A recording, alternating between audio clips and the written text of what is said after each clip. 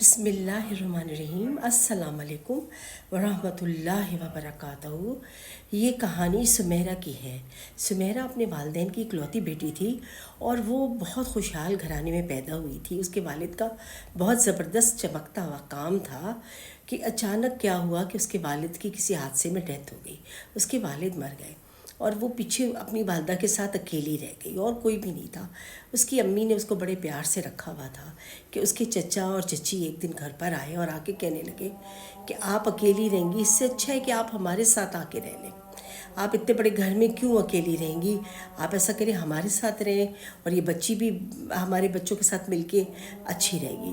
تو اس کی ماں بڑی سمجھدار تھی، کہنے لگی نہیں نہیں میں اپنے گھر میں ہی رہوں گی، لیکن اس کے دیور کی اصرار پر اور اس کی دیرانی کے اصرار پر بہت زیادہ کہنے پر وہ ان کے گھر چلی گئیں۔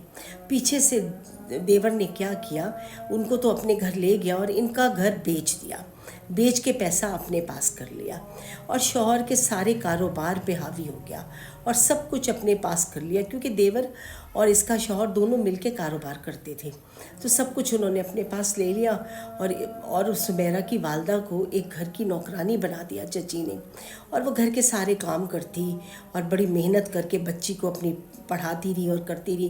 انہوں نے اس بچی کو بھی پڑھنے نہ دیا میٹرک سے آگے۔ ایسا ایسا دیکھتے دیکھتے کہ وہ والدہ بیمار رہنے لگیں اور اس کی بیماریوں میں اور دوائیوں میں اس میں لگ گئی وہ، کہ اچانک کیا ہوا کہ اس کی امی کی بھی ڈیتھ ہو گئی سمیرہ کی۔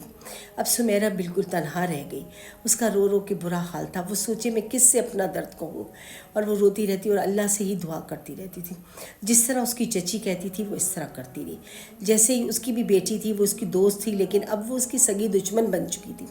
چچی ہر وقت اس بچی کو مارتی پیٹتی اور کہتی چلی جاؤ یہاں سے، تم میری بیٹی کی دشمن ہو، اس سے زیادہ خوبصورت نہیں ہو، میری بیٹی خوبصورت ہے، جبکہ سمیرہ بہت خوبصورت شکل کی تھی، لیکن وہ اسی طرح کی چچی باتیں کرتی۔ ایک دن چچی کو بہت غصہ آیا اس کی کسی بات پر، اور وہ کوئی سسرال والے اس کے دیکھنے آئے تھے اس کی بیٹی کو، چچی کی بیٹی کو، تو سمیرہ سامنے چائے لے کے آ گئی، ان کو سمیرہ پسند آ گئی اور بیٹی کو ریجیکٹ کر دیا، کہا اس سے ہم نہیں کریں گے۔ تو چچی کو بہت غصہ چڑھا، اس نے کیا کیا، وہ کوئلے گرم کر کے لائی اور کہنے لگی میں تیرا منہ جلا دوں گی آج، تاکہ نہ تمہاری خوبصورتی رہے گی نہ تمہیں کچھ کرے گا۔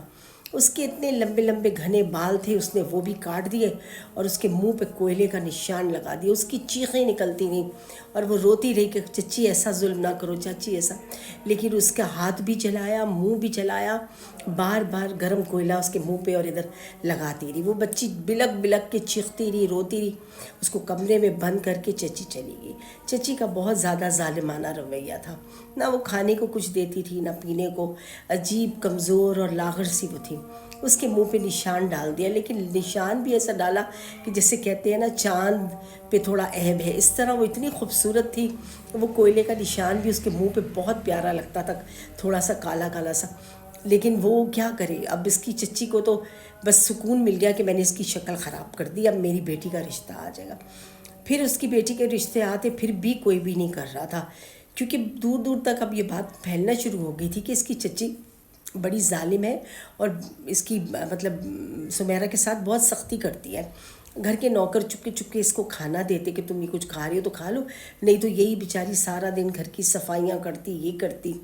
اب ایک دن چچی نے کہا کہ میں اس کو راستے سے ہی ہٹا دیتی ہوں تاکہ میری بیٹی کی اچھے سے شادی ہو سکے۔ اس نے کیا کیا کہ اس کی شادی ایک فقیر سے کر دی اور فقیر سے نکاح پڑھوایا، بلایا فقیر کو جو بے حال کپڑے میں تھا اور چادر اوپر سے ڈالی ہوئی تھی، چادر اس نے ڈالی ہوئی تھی اور وہ اس طرح کر رہا، اوپر سے چادر ڈالی ہوئی آیا تھا اور میلا کچیلا سا لگ رہا تھا۔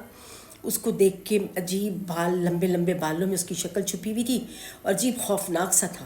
سمیرہ کہنے لگی کہ میں اس کو دیکھ کے چیخ پڑی اور میں روئی، چچی یہ نہ کرو، لیکن چچی نے زبردستی میری اس فقیر سے نکاح پڑھا کے اور مجھے گھر سے ایک ہی جوڑے میں جو میں نے میلا کچیلا پہنا ہوا تھا اسی میں دھکا دے کے مجھے گھر سے باہر نکال دیا۔ میں گھر سے باہر اس فقیر کے ساتھ اپنی قسمت سمجھ کے میں صبر کرتی رہی، کیونکہ میں اس وقت سے صبر کر رہی تھی جب سے میرے والد کا انتقال ہوا تھا، پھر اس وقت سے میں صبر کر رہی تھی جب سے میری ماں کا انتقال ہوا تھا۔ میں صبر کر کے چچی کے سارے ظلم سہتی رہی اور اللہ سے ہمیشہ اپنے لیے دعا کرتی تھی کہ اللہ جیسا تو چاہتا ہے میں ایسی ہی رہ رہی ہوں، تو میری مدد کر۔ کیونکہ صبر ایک بہت بڑا امتحان ہوتا ہے اللہ کی طرف سے، جس کا اگر کوئی انسان صحیح سے صبر کر لے تو اس کو نتیجہ بھی بہت اچھا ملتا ہے۔ تو وہ اس نے اتنا صبر کیا، وہ جب فقیر کے ساتھ پیچھے پیچھے چلتی ہوئی چلی گئی، اس کے پیچھے پیچھے جا رہی تھی، دیکھا اس نے کہ راستہ بدل کے وہ جنگل کی طرف کسی سنسان جگہ پہ جانا شروع ہو گیا اس کا شوہر۔ وہ کہنے لگی فقیر ہے یا کوئی بھی ہے تو میرا شوہر، میں اس کے پیچھے چلتی رہی۔ اب چلتی چلتی جیسے ہی وہ ایک گھر پر پہنچی تو بہت عالیشان مکان تھا باہر سے، اس نے سوچا ہوگا کہ شاید اس میں کسی کوارٹر میں رہتا ہوگا یا کچھ۔ اس نے گھر کا دروازہ کھولا، پھر اندر کا دروازہ کھولا، اور پھر بہت ہی خوبصورت محل جیسا گھر تھا۔ سمیرہ کو لا کے اندر بٹھایا اور کہا کہ سمیرہ یہ گھر تمہارا ہے، اور خود اس نے اپنی میلی سی چادر اتار کے پرے پھینکی اور اپنے بال سیکی، اور اس کو کہنے لگا کہ تم یہاں بیٹھو میں بھی آتا ہوں۔ خود وہ گھر کے اندر گیا، نہا دھو کے صاف سی شکل لے کے اپنی آیا۔ جب میں نے اسے دیکھا تو وہ واقعی خوبصورت ایک نوجوان تھا، ہینڈسم اور خوبصورت لڑکا تھا۔ میں اس کو دیکھ کے حیران ہو گئی۔ وہ کہنے لگا کہ تمہارے والد کے میرے والد پر بہت احسانات تھے، تو لہٰذا مجھے پتہ چل گیا تھا کہ تمہاری چچی تم سے بہت ظلم کر رہی ہیں، تو میرے والد نے کہا کہ بھئی کسی طرح سمیرہ سے شادی تم کرو گے اور اس کو لے آؤ گے۔ تب ہم نے بہت بہانے سوچے، کسی کے ذریعے کہلوایا بھی تو چچی نے غصے سے منع کروا دیا کہ نہیں ہم نہیں کریں گے شادی، اس طرح کے حالات۔ پھر میں نے سوچا کہ فقیر بن کے جاؤں تو پھر یہ شاید دے دے گی، تو اس لیے میں فقیر کا بھیس لے کے آیا، اور میں نے آ کے پھر اس طرح نکاح کیا۔ تو اس نے دیکھا بالکل ہی فقیر اور غریب ہے، جبکہ یہ گھر تمہارا ہے، تمہارا سب کچھ ہے۔ اب تم یہ نہیں۔ یہ سن کے سمیرہ کی حالت بری ہو گئی خوشی کے مارے، وہ روتی جائے اور کہے کیا مجھے یقین نہیں آ رہا، وہ اس طرح کہے کہ یہ میں اس طرح مجھے شوہر بھی صحیح مل گیا ہے۔ وہ کہنے لگا میں پڑھا لکھا ہوں، میں یہ ہوں، اور تم اب اچھی سی تیار ہو، پھر ہم اپنے والدین کو فون کر کے بلاتے ہیں یہیں پر، تو فکر نہیں کرو اپنے والدین کو۔ پھر اس نے کیا کیا، اس کے جو ڈریس پہلے سے لا کے رکھا ہوا تھا وہ لا کے اس نے سمیرہ کو دیا۔ سمیرہ وہ کپڑے پہن کے تیار ہو کے آئی تو ایک شہزادی کی طرح خوبصورت لگ رہی تھی، وہ اتنی حسین۔ اس نے فون کر کے اپنے والدین کو بلوایا اور اپنے بھائی کو بلوایا۔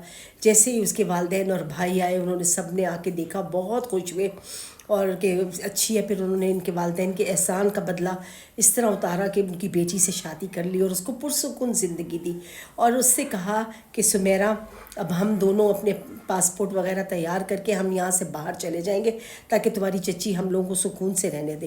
یقیناً اسے پتہ چلے گا تو وہ ہمیں سکون سے نہیں رہنے دے گی، اس لیے میرے والد کا حکم ہے کہ آپ دونوں باہر جائیں، اور میں دبئی میں جا کے یا جہاں بھی ہوگا مناسب وہاں نوکری کروں گا، اور آپ بھی میرے ساتھ جائیں گی۔ بس سمیرہ کی زندگی اللہ نے بدل دی تھی، اس کی دکھیاری ماں کی دعائیں اس کو لگی تھی، اور اتنا بھی کوئی کسی کے ساتھ سرپرائز اور ایسا معجزہ ہوتا ہے کہ ایسے اچھے حالات اور ایک دم سب کچھ ہو جاتا ہے، تو اللہ تعالیٰ نے اس کی اتنی مدد کی اور وہ اتنے اچھے گھر میں شادی ہو کے آئی۔ اور سب سے بڑی بات یہ کہ شوہر بہت ہی محبت کرنے والا ملا اور اس کو بہت ہی خوشگوار زندگی ملی۔